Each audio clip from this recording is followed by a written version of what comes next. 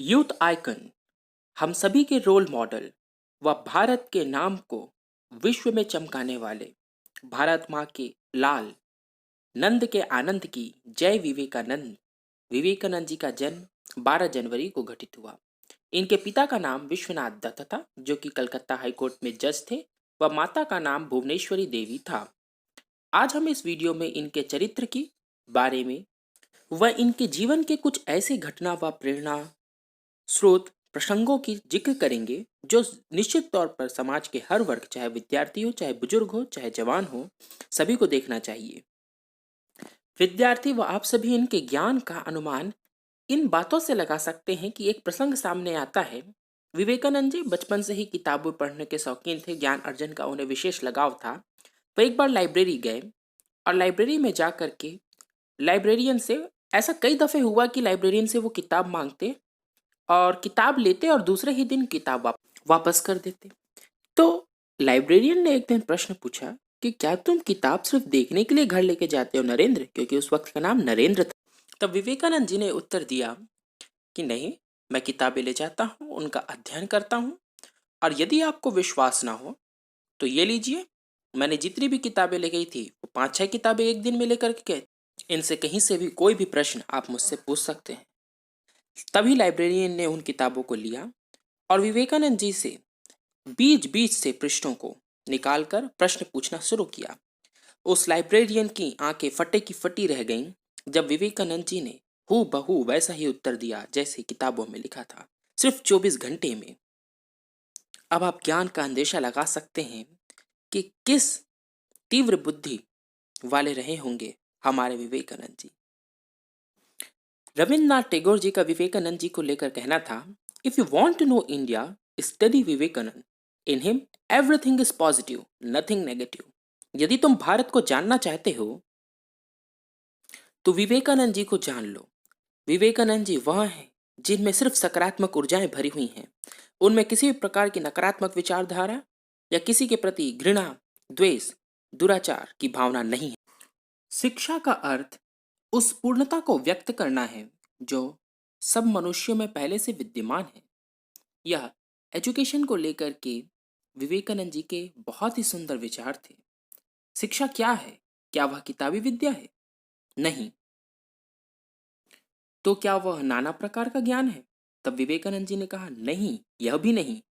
जिस संयम के द्वारा इच्छा शक्ति का प्रवाह और विकास वश में लाया जाता है और फलदायक होता है, वही शिक्षा कहलाती है, जिससे राष्ट्र निर्माण हो। एक प्रसंग सामने आता है, जब विवेकानंद जी विदेश प्रवाह में थे, तब एक विदेशी ने उनको स्वागत में हेलो कहा, जिसके रिप्लाई में विवेकानंद जी ने उसे नमस्ते कहा। तब वहां उपस्थित अंग्रेज यह सोच रहे थे कि शायद विवेकानंद जी को इंग्लिश नहीं आती। तब विवेकानंद जी ने, किसी ने हिंदी में पूछा कि आप कैसे हैं, सब यात्रा में कुशल मंगल तो था? तब विवेकानंद जी ने आई एम फाइन जवाब दी और अंग्रेजी में उनके कुछ प्रश्नों के उत्तर दिए। तब उन्हें लगा कि जब इन्हें इंग्लिश आती है तो इन्होंने हमारे हेलो का रिप्लाई नमस्ते क्यों दिया, हेलो क्यों नहीं। तब किसी ने प्रश्न किया इस विषय को लेकर के, तब उन्होंने जवाब दिया, जब आप अपनी माँ का सम्मान कर रहे थे तब मैं अपनी माँ का सम्मान कर रहा था। अर्थात वो अपनी भाषा को माँ मानते थे, और क्योंकि भाषा से ही संस्कृति व संस्कार का निर्माण होता है, यह तो ऐसा नहीं है कि विवेकानंद जी ने कभी कष्टों का सहन नहीं किया। विवेकानंद जी ने तो इतनी गरीबी देखी थी कि आपको यह समझकर सुनकर आश्चर्य होगा कि 5-5 6-6 दिन तक वह भूखे सोते थे। जी हाँ, इन्होंने ऐसा संन्यास काल में देखा था, ये दिन भी उन्होंने गुजारे हैं। जब वह विश्व धर्म सम्मेलन में सम्मिलित होने गए, तब उनके वेशभूषा, क्योंकि वह अंग्रेजों से भिन्न थी, अमेरिकन से भिन्न थी, इसको लेकर के उन्हें बहुत प्रताड़ना का सामना करने पड़ा। आपको यह जानकर आश्चर्य होगा कि विवेकानंद जी को मारने तक की कोशिश हुई थी। जी हाँ, मृत्यु मृत्यु की। और उन्होंने ठंड से बचने के लिए एक रात स्टेशन पे ही बक्से में जगह शरण लेकर के सोए थे। ना उनके पास चद्दर था, ना उनके पास कुछ और। भिक्षा मांग करके विदेश गए।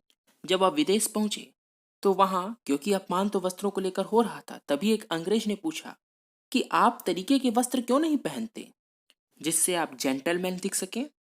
तब स्वामी विवेकानंद जी ने बहुत ही हंसते हुए सरल शब्दों में उत्तर दिया कि आपकी संस्कृति और मेरी संस्कृति में बहुत अंतर है। आपकी संस्कृति में आपको जेंटलमैन आपका एक टेलर बनाता है, हमारे यहाँ हमारे कैरेक्टर हमें जेंटलमैन बनाते हैं, चरित्र, और चरित्र से हम जेंटलमैन बनते हैं। यह प्रसंग सुनकर के वह भी समझ गया कि विवेकानंद किस कोटि के, किससे उनका पाला पड़ा है।